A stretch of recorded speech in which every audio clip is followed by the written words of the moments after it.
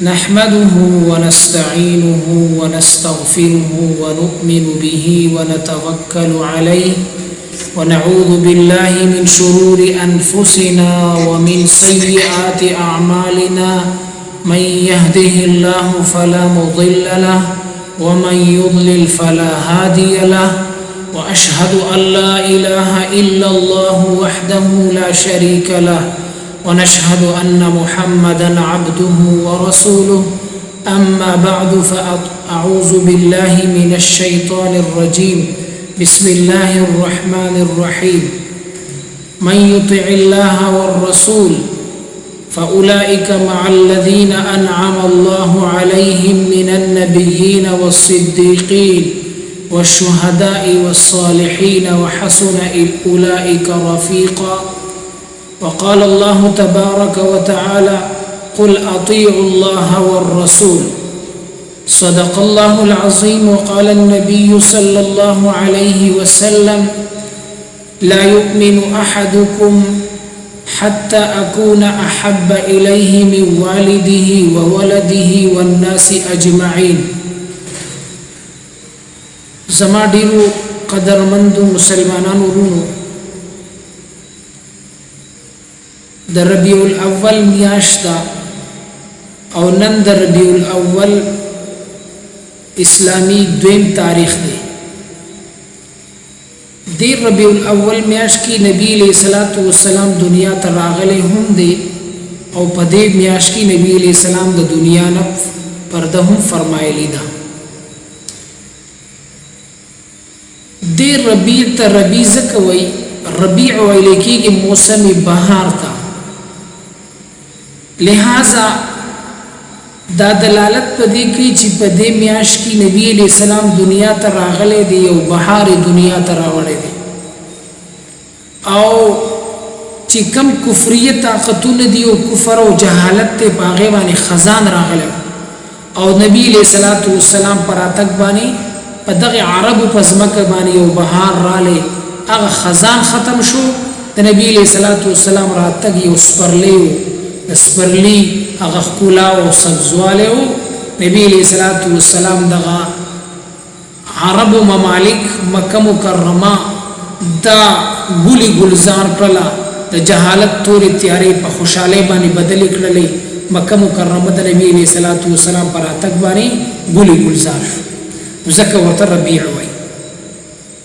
یو څو واقعات د نبی علیہ الصلوۃ والسلام د محبت په تور باندې د صحابه کرامو ذکر کولی شي نبی علیہ الصلوۃ والسلام سره د صحابه څومره محبت او هغه د صحابه د دې واقعاتو نه موږ تاسو ته هغه معلومي نبی علیہ الصلوۃ والسلام یو موقع کې زید بن ثابت رضی الله تعالی عنہ زید بن حارثه رضی الله عنه دا د نبی علیہ السلام متبنو او د نبی علیہ الصلوۃ والسلام سره دومره محبت چې داغه انتها نشتا دی آزاد کردو دی آزادو لیکن دی چې کوم دی د مور نو د مور پلار نو د کور نه چا غلاګرو غلا کړو او بیا چې کوم دی خرڅو غلامی ته جوړ خدیجه الکبرى رضی الله عنها واغسلو او خدیجه الکبرى رضی الله عنها نبی علیہ الصلوۃ والسلام له بطور تحفه د مور پلار په د پسې خفو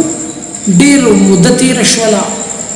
زید بن حارثه رضی الله عنه د کلینه سخله کړه چې زید بن حارثه ولید رضی الله عنه نو د کل خلکو ته هغه زید نه چې کم د مور پلار نه پټ چا پټ کړي او غلا کړي او ستا پلار دا نوم دی ولی نه زاغیم دا کسان چې کله لاړل زید بن حارثه رضی الله تعالی عنه پلار ته وویل چې ستاسو خو په مکه مکرمه کې دي د داسې قریش خاندان سره دي هغه خلک رالل او نبی علیہ الصلوۃ والسلام له ډېر لوی تحفه او دغه رنګي د بورو ډکی روپۍ راوړي چې یې نه د معلومه چې دا کم د زید بن حارثه د چا سره غلام دي به څومره هغه ډیماند کوي د پیسو په بورې ډکی راوړي او نبی علیہ الصلوۃ والسلام ته خپل جړاو فریاد وکړ چې دا ماشوم دا الک دا زمونږ بچي دې مونږ ته حواله او چې څومره پیسې غواړي مونږ ته درکو نبی علیہ الصلوۃ والسلام ورته فرمایلا دا خو زید بن حارثه راوغړی د پیسو هیڅ ضرورت نشته چې هغه څنګه ځان د پاره خوخی اقشان بزو زید بن حارثه چې رالی پلار راغلی دی پسې ترې پسې راغلی او مشرور هغه پسې راغلی دی جبیله ابن حارثه جبل ابن حارثه رضی الله عنه بهرحال هغه ورته دا ډیماند وکړو چې ته کور ته متابوز مونږ پتا پسې خافي او مور د پسې جاړي مونږ د پسې وجړل زید بن حارثه رضی الله تعالی عنہ فرمایل والله زستاسو سر نظم ما د نبی علیہ الصلوۃ والسلام په صحبت کې چې کوم خوشاله او سکون لیدلې دی زه چې کوم دې کور ته مور له نظم خپل کلی علاقې ته نظم زه د نبی علیہ السلام صحبت نه پرېدم دا غایت محبت د زید بن حارثه رضی الله تعالی حضرت خبیب رضی الله عنه په سلیکی سلی ته خطلې دی او د غرنګي قریب د چې ددنه اغسر والی شي دی په سلی شي عمر کړی شي کافران ورته رالل او خبیب توای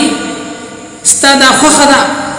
چې تلاړ شي او د خپل بچو سره خوشاله ژوندۍ تیری او استاد په ځبانی نعوذ بالله نبی علیہ السلام په سلی شي او هغه قتل کړی شي نعوذ بالله حضرت خبیب رضی الله تعالی عنہ تو فرمایل تاسو د نبی علیہ الصلوۃ والسلام مرګ او قتل یادوي زداهم نشم خو خولې چې د نبی علیہ الصلوۃ والسلام په خپل مبارک کې ازغه قدر لاړ شي دا زنه شم برداشت کولې چې جای کې د نبی علیہ الصلوۃ والسلام قدر دا قتل دا محبت د صحابه کرام سره کومو تاسو یې زموږ د ایمان تاسو د ایمان بسهل حضرت عبد الله بن مسعود رضی الله تعالی عنہ داسې تابعدار د نبی علیہ السلام داسې جانثار صحابي نبی علیہ الصلوۃ والسلام د جمعې خطبه فرمایي په منبر باندې نبی علیہ السلام فرمایل په خپل ځای کې نه الته عبد الله بن مسعود رضی الله تعالی عنہ را ورسېدو په زارزي کې ناستو چا ورته نبی علیہ السلام راوخته عبد الله بن مسعود عبد الله راشه زما خواله عبد الله بن مسعود رضی الله تعالی عنہ چې د نبی علیہ السلام خواله رالی نبی علیہ السلام ورته فرمایل په زارزي کې ناستي اذا الله رسول تاسو حکم وکړي چې کم ځکه په خپل ځکه نه بس ما تاسو د حکم تعمیل کو نبی علیہ السلام د فرم لما تا نبی ما خو عامل مجمع ته دا هغه اطاعت د صحابه کرامو چې عبد الله بن مسعود ته کم شان ملاو شو د ښکار کېدو صحابه وبوي چې د عبد الله بن مسعود مونږ د اهل بیت نشمارو چې دا د نبی علیہ السلام د کور سره د غرنګي حضرت حنزله رضی الله تعالی عنہ غسیل الملائکه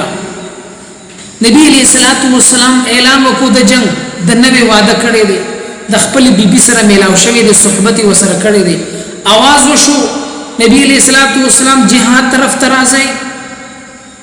دی حنزله رضی الله تعالی عنہ داسې اطاعت د نبی علیہ الصلوۃ والسلام وکړو چې هغه کم فرضي غسل وغه مونږ فورا جهاد طرف تراون شو نبی ورته غسل خو وکا ځان تیار کا صبر وکړه چې سحر شي رڼا شي بیا ولا شي نه دا الله رسول حکم کړی دی په دې کې مستواله ماته چې کوم تاخير کول مناسب نخکاری دا الله د رسول حکم دی اولاد په میدان کارزار او جهاد کې جنگیدو شهید شو نبی علیہ السلام ګوري چې فرشتي حنزله رضی الله تعالی عنہ له غسل ورکي نبی علیہ السلام صحابه ته وګورئ کور والو ته پوښتنه کوي چې سوجد چې د غسل ملالي نو بیبي ورته وی د زما سره هم بستری او صحبت کړو په غسل لو کړي نبی علیہ السلام فرمایل او زه پوښوم چې د فرشتي غسل ورکي دا وجه غسیل الملائکه تر قیامت پورې به دا غدا چې کوم لقب ګرځیدل حنزله غسیل الملائکه رضی الله عنه دا هغه محبت عبد الله بن زید بن عبد ربه هغه چې کوم دی نبی علیہ السلام د وفات ورته پته ولګیدل عبد الله بن زید